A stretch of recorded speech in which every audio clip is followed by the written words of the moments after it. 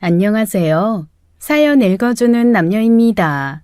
오늘도 와주셔서 감사드리며 그럼 오늘의 사연 바로 시작하겠습니다. 다정하고 과묵하고 사려 깊은 남자가 이상형이었습니다. 인물 좋고 허우대 좋은 남자보다는 그저 푸근한 남자면 좋겠다 생각했어요. 경제적 능력은 우선순위에 두지 않았습니다. 돈이야 나도 벌 수 있고 다만 안정적인 직장만 있으면 된다고 생각했죠. 하지만 20, 30대에 꿈꾸는 이상형은 말 그대로 이상형일 뿐이잖아요. 저는 그와 정반대인 남자와 결혼을 하게 됐습니다. 결혼을 앞두고 선배 언니가 했던 말이 기억나요. 세상에 이상형이랑 결혼하는 사람이 몇이나 되겠니? 나 봐. 난 무조건 185 넘는 남자랑 결혼할 줄 알았는데 우리 신랑 171이야. 어쩌면 170도 안 될지 몰라. 바로 그 선배 언니 소개로 만났어요. 솔직히 첫인상부터 살짝 부담됐습니다. 키도 크고 덩치도 크고 목소리도 엄청 우렁찼거든요. 첫 만남부터 말도 많았고 약간의 허세도 보였습니다. 그래서 이 남자는 아니다 생각했는데 그쪽에서는 상당히 적극적으로 나오더군요. 하지만 전 초장에 정리하려 했어요. 이런 말씀 드려서 죄송합니다만 전 솔직히 부담스럽습니다. 저 말고 더 좋은 분 만나시길 바래요. 보통 이렇게 메시지 보내면 알겠다 하고 연락이 없는데 그 사람은 조금 다르더라고요. 저도 압니다. 소개팅 날 티가 많이 났어요. 그런 거 알면서도 자존심 줬고 또 보자 하는 건 나름의 이유가 있겠죠? 답장을 보고 풋 웃음이 나더라고요. 그래서 한 번 더 만나보자 했던 게 어쩌다 보니 결혼까지 하게 된 거죠. 그 사람에게 점점 마음이 가면서 단점이 장점으로 보이더라고요. 말 많고 목소리 우렁찬 건 남자다운 호탕함으로 허세처럼 보였던 점은 자신감으로 보였어요. 무엇보다 끌렸던 건 부모님을 대하는 태도였습니다. 본인의 부모님께는 애교 많은 아들이었고 저희 부모님께는 살가움 그 자체였어요. 그러나 그 장점들이 결혼 후 다시 단점으로 바뀌더라고요. 가장 거슬렸던 부분은 걸핏하면 해대는 엄마 타령이었습니다. 그 사람의 일 특성상 또 성격상 술자리가 많았습니다. 그리고 절대 얻어먹는 법이 없었죠. 누구와 무엇을 먹든 무조건 자기가 다 계산해야만 직성이 풀리는 사람이었어요. 그러던 어느 날 카드값이 너무 많이 나왔다며 투덜대길래 많이 나올 법도 하지. 맨날 자기가 다 계산한다며.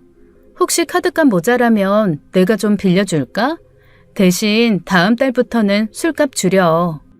아니야. 안 빌려줘도 돼. 엄마한테 달라고 하면 돼.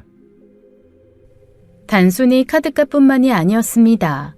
남편은 직원 5명을 둔 자기 사업을 하는 사람이었는데요. 한 직원이 퇴사하면서 부당해고라고 하며 노동청에 신고하는 일이 발생했습니다. 물론 부당해고는 아니었지만 퇴사 과정에서 감정 상하는 일이 있었나 봐요. 이런 경우에 변호사를 만나거나 노동청에 달려가 해결해야 되는 거 아닌가요? 하지만 남편은 이번에도 자기 엄마랑 상의하더라고요. 몰라. 갑자기 노동청에서 뭔가 날라갔다니까. 평소에도 싸가지 없어서 일 똑바로 하라고 몇 마디 한 게 전부인데 기어이 이런 일을 만드네. 그러게 대충 이력서 들이댄다고 아무나 일 시키지 말라고 했잖아. 이럴 줄 알았나 보. 그나저나 나 이제 어떻게 해야 돼? 엄마, 노동청에 아는 사람 없어? 내가 노동청에 아는 사람이 어딨어? 일단 있어봐. 종친우랑 향후회 사람들 여기저기한테 물어봐야겠다. 엄마 회사도 아닌 본인이 사업자고 자기 직원과 갈등이 생긴 건데 그걸 왜 엄마랑 상의하는지 도무지 이해가 되질 않았습니다. 자기야, 그럴 땐 노동청에 가서 담당자 만나서 설명하거나 아니면 법률 자문을 받아야지 그걸 왜 어머니한테 물어봐. 평생 가정주부로 사신 분인데. 노동청에서 내 편 들어준다는 보장도 없고 뭐 변호사 만나러 가기도 귀찮고 우리 엄마가 워낙 발이 넓잖아. 혹시 모르지 뭐 무슨 해결책이 나올지. 설령 어머니 주변에 노동청 다니는 사람이 있다고 해도 딱히 잘못한 거 없으면 법대로 잘 해결되겠지. 자기 그 직원한테 특별히 잘못한 거 없다며. 그런데도 괜히 노동청에 아는 사람 물색하고 다니면 뭐 잘못한 것 같잖아. 그렇긴 한데 혹시나 하고 물어본 거야. 혹시나 하고. 한 번은 이런 일도 있었습니다. 아침부터 윗집에서 엄청 시끄러운 전동 드릴 소리가 나는 거예요. 소리가 워낙 커서 저도 짜증이 많이 나긴 했는데 남편은 아주 길길이 뛰더라고요. 와, 미치겠네. 야, 이 정도면 싸우자는 거 아니야? 대체 어느 집이야? 윗집인가? 아랫집인가? 며칠 전부터 엘리베이터에 안내문 붙어 있었잖아. 오늘 아랫집 공사했다고. 오전에 2시간가량 소음 발생할 거라고 양해해달라고 했어. 그러니까 그냥 참아. 안내면 붙이면 다야? 시끄러워도 너무 시끄럽잖아. 야, 안 되겠어. 관리실에 따줘야지. 따져봤자라니까. 미리 예고했으면 우리가 이해해줘야 돼. 남편은 잠시 침묵하다가 역시나 자기 엄마한테 바로 전화를 걸더군요. 엄마, 지금 이 소리 들려? 나 머리 아파 죽겠어. 아랫집에서 공사 중이라는데 이거 쫓아가서 따져도 되는 거 아니야? 하지만 어머니도 저와 같은 얘기를 하셨나 봅니다. 그래? 짜증나네. 오래된 아파트도 아닌데 뜬금없이 무슨 공사야. 한심하기 짝이 없었어요. 그래서 참다 한 소리 했습니다. 자기야, 그걸 꼭 어머니한테 물어봐야 돼? 내가 설명했잖아. 내 얘기는 믿음이 안 가? 그게 아니고 엄마 의견은 어떤가 그냥 물어본 거지. 어머니가 뭐라고 하셨는지 모르겠지만 미성년자도 아니고 세상 물정 모르는 20대 철부지도 아니고 뭐 그런 걸 꼬치꼬치 어머니께 물어봐. 마마보이 같잖아. 순간 마마보이라는 말에 발끈하더라고요. 뭐 이 정도 갖고 마마 보이냐? 그냥 엄마 생각이 궁금해서 물어본 거라니까.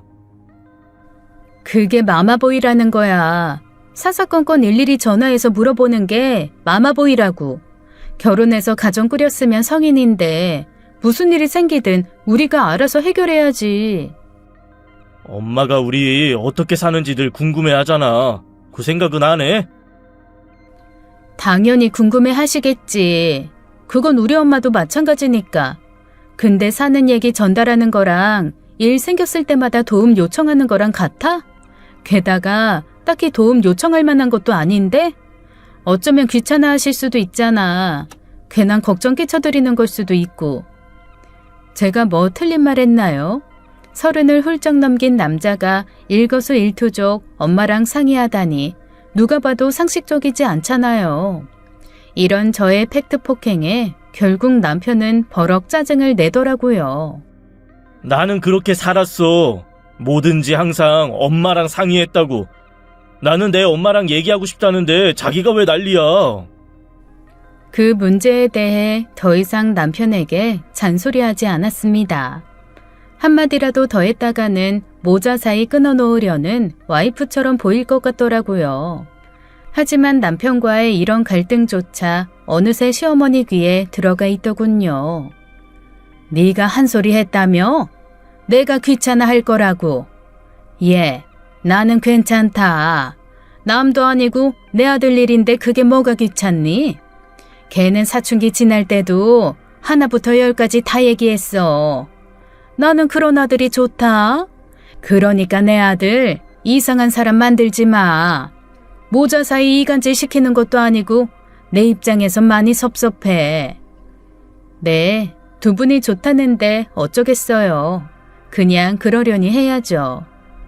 너도 나중에 애 낳으면 내 맘 알 거다. 능력되는 한 하나부터 10까지 다 챙겨주고 싶은 게 엄마 마음이야. 그리고 내가 웬만하면 잠자코 기다리려고 했는데 진짜 걱정은 너희한테 아직 애 소식이 없다는 거야. 사실 이 부분에 대해서는 딱히 할 말이 없었습니다.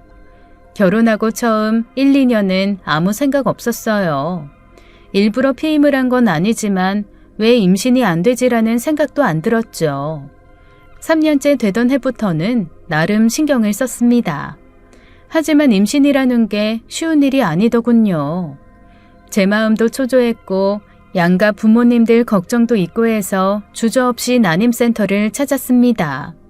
당시엔 남편도 적극 협조해줬고요. 검사 결과 두 분 모두 특별한 이상은 없어요. 뻔한 얘기긴 하지만 우선은 스트레스 조절 잘하시고 무엇보다 초조해하지 마세요.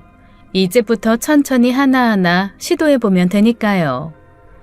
둘 다 아무 이상 없이 정상이고 그 후엔 병원에서 시키는 대로 빠짐없이 실행했습니다. 그러나 좋은 소식은 들려오지 않았죠. 결국 시험관 시술까지 하게 됐는데 그마저도 번번이 실패였어요. 그렇게 어영부영 7년 세월이 흘러가자 결국 자포자기 상태가 되더라고요. 네 동서 셋째 임신했단다. 걔들은 둘만 낳고 끝낼 줄 알았는데 무슨 자식 욕심이 그렇게 많은지 셋째까지 품에 안는구나. 너한테 갈래가 걔한테 간 거나 다름없으니까 좋은 거 골라서 뭐라도 보내줘. 세상이 많이 바뀌었잖아요. 애 못 낳는 게 여자 탓만이 아니라는 거 온 세상이 다 알고 무엇보다 저한테 이상이 있어 그런 것도 아니기 때문에 기죽을 필요 하나 없는데도 시어머니 얘기가 가슴을 어찌나 후벼 파던지 그 옛날 애 못 낳는 여자들은 어떻게 살았을까 상상도 안 되더라고요. 어쨌거나 축하할 일은 맞으니 곧바로 동서에게 전화를 했는데요. 어머, 어머니가 벌써 얘기하셨어요? 제가 얘기하지 말라고 신신당부했거든요. 형님이 알아봤자 기분 좋을 거 하나 없으니까요. 형님, 혹시 저 미워하시는 건 아니죠? 제가 형님 보란 듯이 일부러 셋째 가진 건 아니니까 애 생각해서라도 너무 미워하지 말아주세요. 무슨 소리를 그렇게 해. 내가 왜 동서를 미워해? 축하해, 진심으로. 감사해요. 손만 스쳐도 임신되는 커플이 있다잖아요. 저희가 딱 그런가 봐요. 애들 때문에 1년 가까이 따로 자다가 어쩌다 한 번 그런 건데 그게 딱 걸릴 줄은 상상도 못했어요. 얘기 들으니까 난임센터에서 잠자리 자주 하라고 시킨다던데 그러지 말고 형님네도 이참에 당분간 각방 써보시는 건 어때요? 분명 저를 위해 하는 소리는 아니었습니다. 자랑 플러스 돌려가기랄까요? 하지만 뭐 어쩌겠어요. 죄 지은 거 없는 죄인이니 그냥 웃으며 넘길 수밖에요. 몇 달 뒤 셋째 출산했다는 얘기를 듣고 조리원을 찾아갔습니다.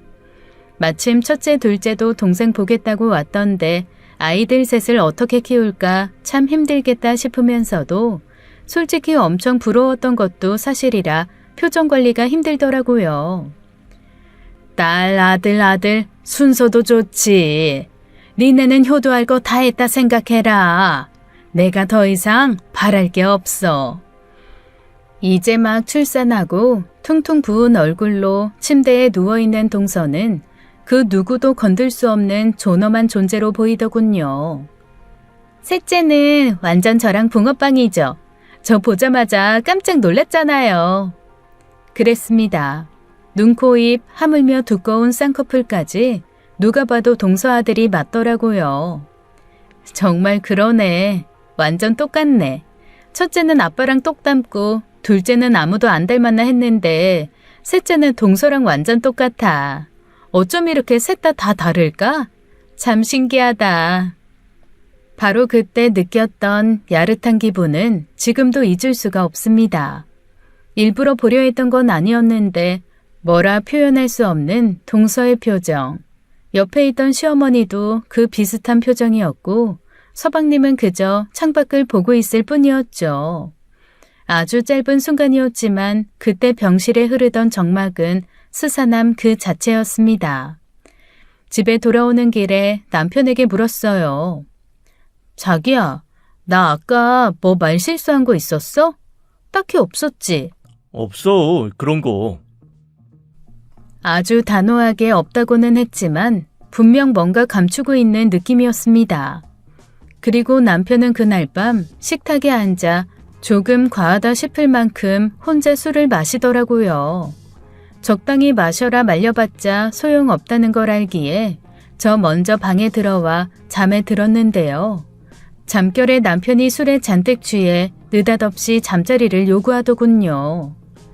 왜 이래? 술 마셨으면 그냥 자. 어차피 남편이나 저나 임신은 거의 포기 상태였기에 거의 잠자리 없이 지냈는데 막 태어난 조카를 보니 생각이 달라졌나 싶긴 하더라고요. 하지만 그때 저는 한참 잠에 빠져 있던 상태라 짜증을 내며 뿌리쳤고 남편은 그렇게 곧바로 잠에 빠져 세상 떠나가라 코를 골았습니다. 그 후 얼마간 남편의 기분이 매우 안 좋아 보였어요. 거의 매일 술에 취해 들어왔거든요. 그러던 어느 날 어쩐 일로 일찍 들어왔나 싶더니 식탁에 앉아 또 혼술을 하는 거예요. 그러다 알코올 중독된다, 제발 적당히 마셔라 했는데 순간 이상한 말을 하더라고요. 불쌍한 새끼. 아유. 여기서 말하는 불쌍한 새끼란 시동생이었습니다. 불쌍하긴 뭐가 불쌍해? 돈 많은 처가에 애가 셋이나 있는데. 이제야 얘기지만 동서는 엄청 부잣집 딸이었습니다.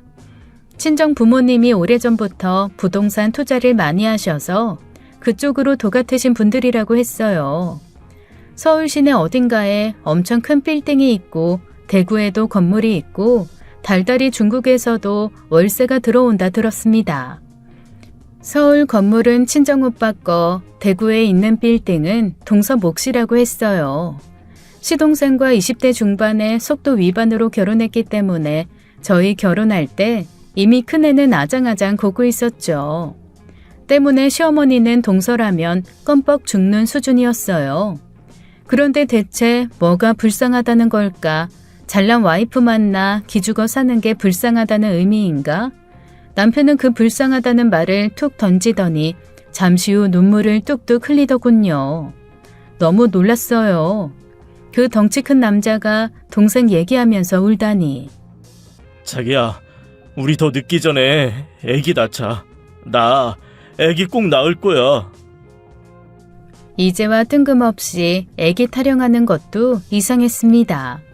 그래서 작정을 하고 남편 앞에 앉아 진지하게 물어봤어요. 대체 왜 그러는 거냐고요. 내 동생도 그렇고 엄마도 너무 불쌍해서 안 되겠어. 나 무슨 수를 써서라도 애기 낳을 거야. 어금니 깨물고